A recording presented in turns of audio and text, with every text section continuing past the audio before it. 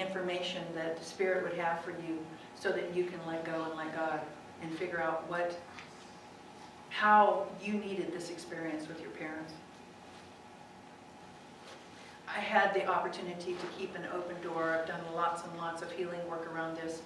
And I stood at the door and knocked. And it had opened, and I have been repaid in love for my mother and understanding about what she went through 1,000-fold.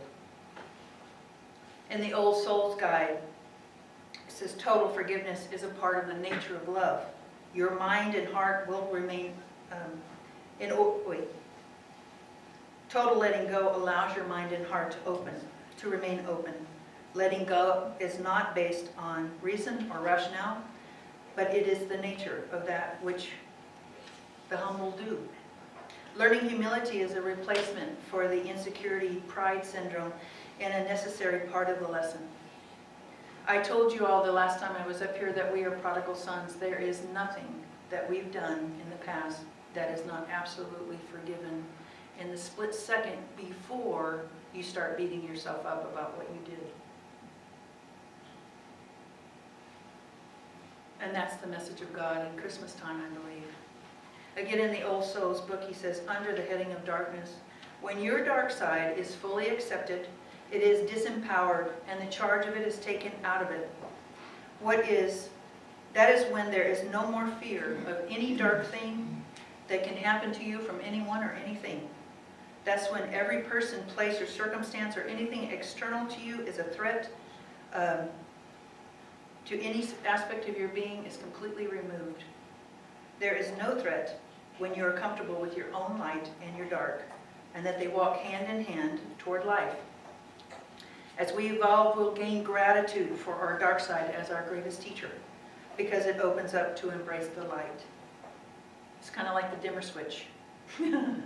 I believe that we're in a grand scale awakening, and this is the beloved's desire, that we move into love and remember who we are. We can go home with our beloved parents, Father, Mother, God, into his arms, shining the light that we are more brightly than ever before. And since this is the new year and it's resolution time, which I never do because I know me, I'm more comfortable with one moment at a time in this case. If you think that's cheating, perhaps it is. But my offering is this. And I've had several people ask me about what I do, and I just thought you might put it in your beanie and it might come in useful to you sometime. But if you have a particular project that you're working on, and the prospect of finishing it is overwhelming, some of us are getting a little older, then I commission or negotiate a time for myself. And I'm like, okay, I'll give this 1 hour, which I have the space to renegotiate at the half an hour or even the 5-minute mark. If I've decided like, no, it's not happening today, forget the timer, I'm out of here, then that's okay. But if I get to the hour, I can renegotiate for more time at another time or continue to go forward.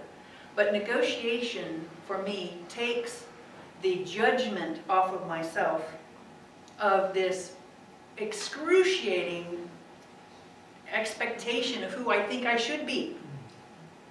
I have to stay in the moment. And that's all I have anyway. It's my ego that's telling me that I'm well, you're not working hard enough and you need to do this and you haven't pulled those cobwebs down in 14 years and whatever else goes on in my head. It's like I tell it to sit in the back seat and shut up. So you can do that. I already said that. So finally, we have the wisdom that's ever available to us for guidance, for help. It is constantly there. All we have to do is open or be willing to ask, I need your help in this situation. We have the release of the things that no longer work for us, the acceptance of that we're whole beings, light and dark included, and then we can be grateful for the dark and the light, because the dark shows us how bright our lights are. So now we get to celebrate ourselves. But your ego and your pain body show up first, and they say, who, me? Of course, yes, me. We are unique.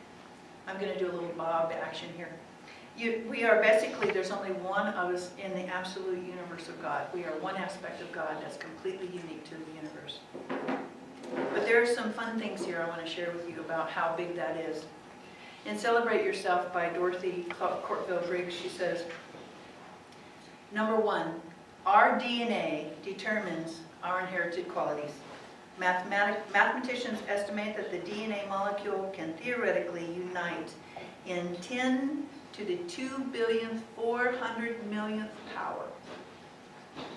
In comparison, they estimate that the entire universe contains only 10 to the 76th power in particles.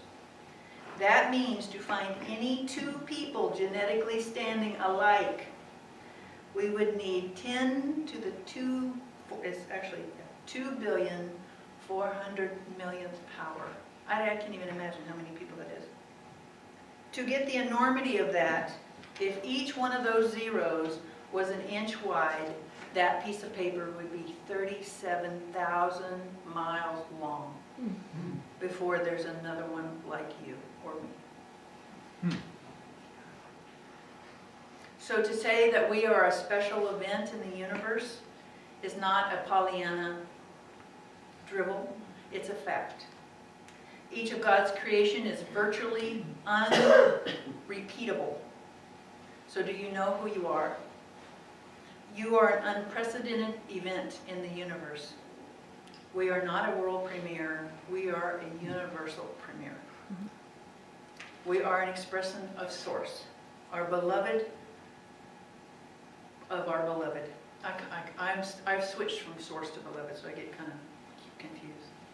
So when you're in your car and love is driving and you're in the passenger seat and ego wants to crawl up into your lap and start teaching love how to drive, tell it, thank you for being here, we appreciate you sharing, but will you please get in the back and shut up and celebrate yourself and have a good year.